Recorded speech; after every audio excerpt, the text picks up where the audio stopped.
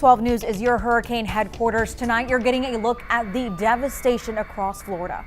Hurricane Ian is responsible for all of that flooding in Orlando. You can see cars below water, homes flooded. You can see kayakers in the streets.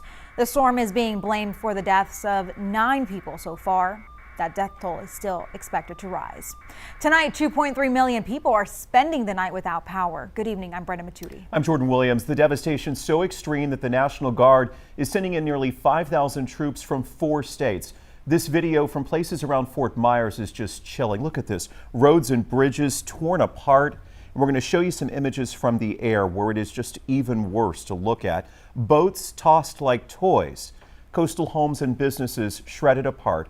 Much of this from that 12-foot storm surge. That's one reason President Joe Biden says he expects a significant loss of life. Tonight, Florida Governor Ron DeSantis said his state has, quote, never seen a flood event like this. You know, some of the damage was, almost indescribable. To see a house just sitting in the middle of Estero Bay literally must have gotten picked up, flown because of the massive wind speed and the storm surge, and deposited in a body of water. Yeah, Ian is expected to move through Georgia, South Carolina, and into North Carolina.